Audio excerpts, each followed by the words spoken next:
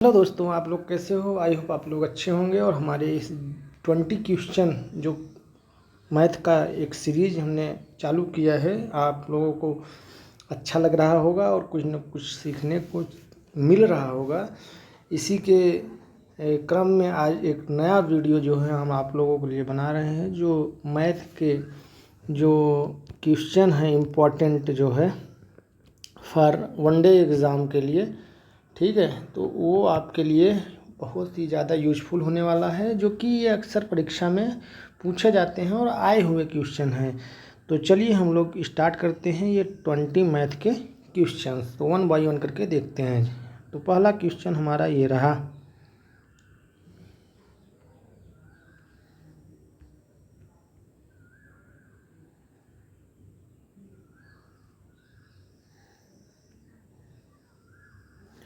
पहला क्वेश्चन बोल रहा है कि यदि 20% एक संख्या का 16 है तो वह संख्या कितनी होगी। तो सिंपल सा सवाल है। बोल रहा है कि कोई संख्या अगर यक्स है, उसका 20% 16 है, 20% कितना है, 16 है, तो यक्स बराबर अपना क्या होगा। तो सिंपल सा है, 20 एकन्नम 20, 20 पंचे 100, तो 5 गुणे 60 कितना हो जाएगा, 80। ये हमारा जो है आंसर हो जाएगा। तो दूसरा क्वेश्चन बोल रहा है क्या, दूसरा क्वेश्चन बोल रहा है कि 121 का वर्गमूल कितना होगा। तो हमको पता है 121 का वर्गमूल कितना होता है, 11 गुणे 11 हो जाएगा, 11 आंसर हो जाएगा। ठीक है। अब हम लोग बात कर लेते हैं थर्ड नंबर सवाल का। थर्ड नंबर सवाल में बोल रहा है कि एक वस्तु, ठीक है, एक वस्तु को 20% छूट पर 800 में बेचा जाता है, तो चिन्हित मूल्य कितना होगा। यानी इसका हमको CP बराबर पूछ रहा है। तो CP बराबर जब पूछ रहा है तो सिंपल सा आप बोल सकते हो कि 20% का छूट के बाद जब 800 में मिला है, तो इसका मान जो है वो 80% के बराबर है, क्योंकि 20% की छूट मिल गई है। तो जो 80% का मान है वो 800 के बराबर है। तो हम कह सकते हैं कि CP, यानी CP बराबर हम यक्स बोल देते हैं। तो यक्स बराबर यक्स का 80% बराबर कितना हो जाएगा, 800। तो हम लोग 80 से इसको काटेंगे तो आएगा 10। तो यक्स बराबर अपना निकल के आया 10 गुणे 100। तो सिंपल से निकल के आया ये 10,000। ठीक है, जो कि ऑप्शन बी हो जाएगा। ठीक है, आई होप आप लोग समझ पाए होंगे। ठीक है, इसी CP का जो है हमको 80% निकालना था, जो कि दिया गया है कितना, 800। हमने रख के सॉल्व कर लिया, आ गया। तो चलिए स्टार्ट करते हैं चौथा क्वेश्चन। तो चौथे क्वेश्चन में बोल रहा है कि 4 जो अपना दिया गया है 8:4 समानुपाते 10, ठीक है। क्वेश्चन मार्क को हम मान लेते हैं यक्स अनुपाते 10। तो सिंपल सा इसका अंदर का अंदर में गुणा कर देंगे और बाहर वाले का बाहर में गुणा कर देंगे। ठीक है, ये इसका रूल है। तो गुणा करते हैं हम लोग, 8 गुणे 10 बराबर 4 गुणे एक्स की जगह पे हम क्वेश्चन मार्क वाला यूज़ कर रहे हैं। तो 4 एकन्नम 4, 4 दूना 8, यानी 2 गुणे 10 बराबर कितना हो गया, 20 बराबर एक्स, जो अपना मान हो गया कितना, 20 आ गया। ठीक है, तो ये रहा जो है अपना 4 नंबर का हल। तो 4 नंबर सवाल हम लोग देखते हैं, 5 नंबर सवाल। 5 नंबर सवाल में बोल रहा है कि, एक सेकेंड, 5 नंबर सवाल में बोल रहा है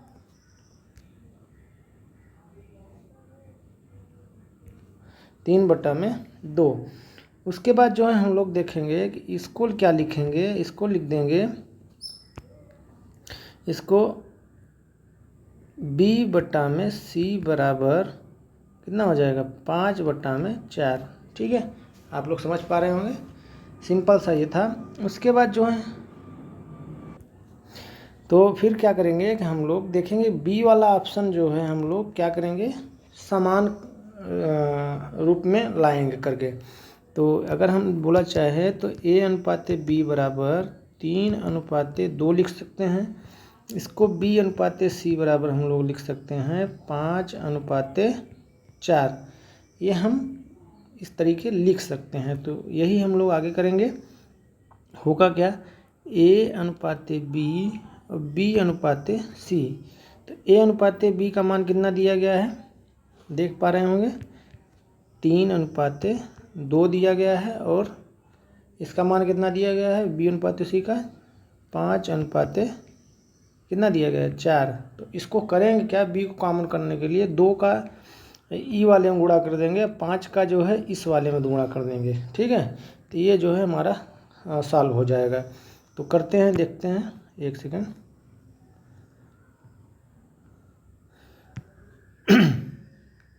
कैसे करते हैं वो देखो।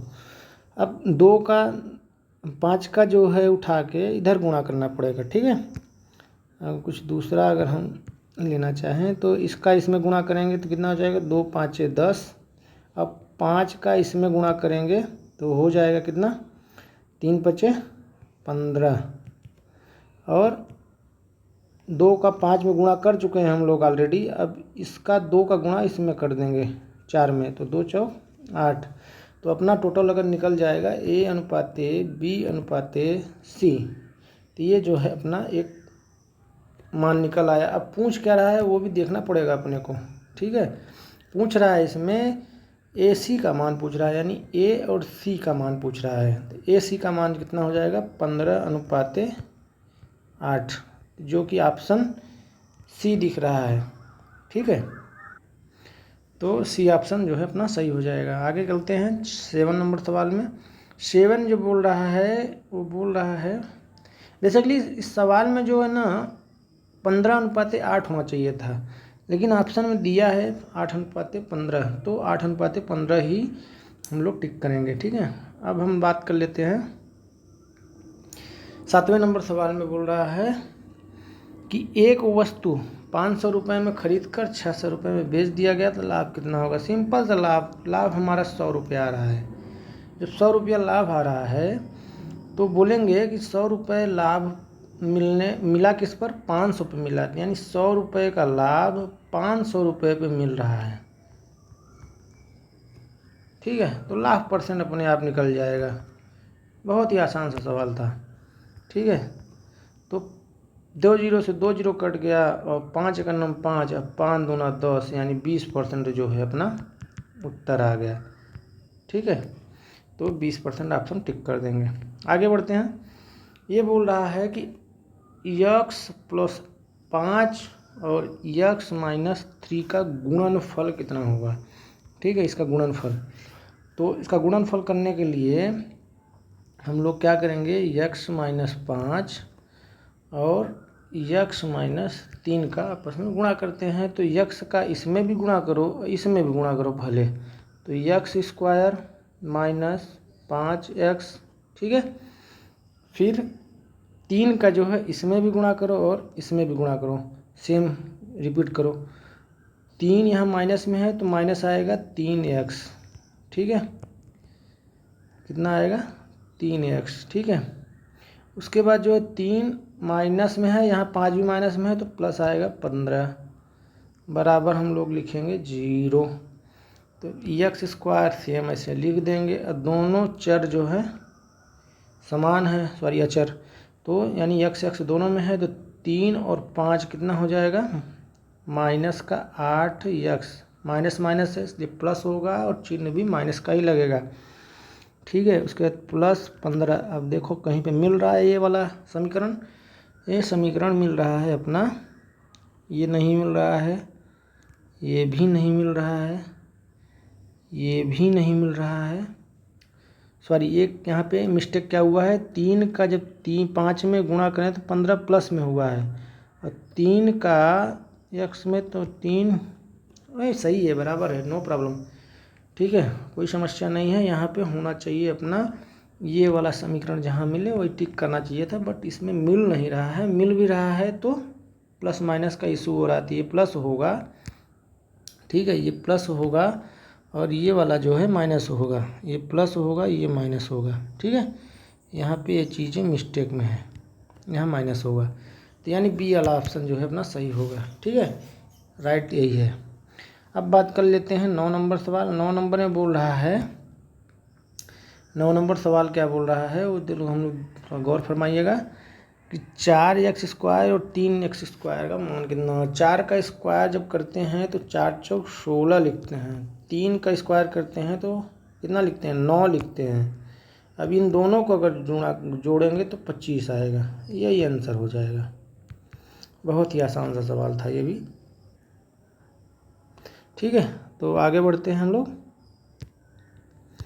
अब बात कर लेते हैं 10 नंबर। 10 नंबर सवाल बोल रहा है कि एलसीएम यानी ल स प बताना है। क्या बनाना है, ल स और प जो है हमको बताना है किसका, 15, 20 और 12, 15 और 20 का। तो सिंपल से इसका शायद मे बी 60 आंसर होगा। देख लेते हैं कैसे करते हैं।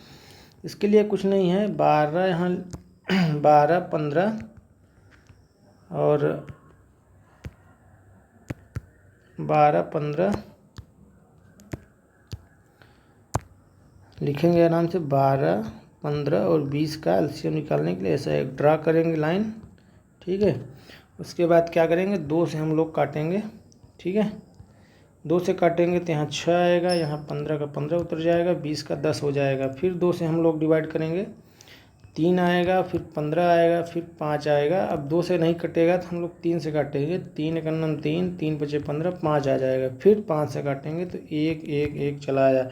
फाइनली हम लोगों का लसप पर जो निकल कर आ रहा है वो आ रहा है 2 गुणे 2 गुणे 3 गुणे 5 आ रहा है। तो 2 दूना 4 और 4 तिहाई 12, 12 पंचे 60। ठीक है, ये आपका आंसर हो जाएगा। ठीक है, अब हम लोग बात कर लेते हैं 11 नंबर सवाल का। 11 नंबर सवाल में बोल रहा है 1/2 1/3 प्लस 1/6 का योगफल कितना होगा, यानी एक्चुअल में भिन्न का जोड़ घटाना जो हम लोग बोल सकते हैं।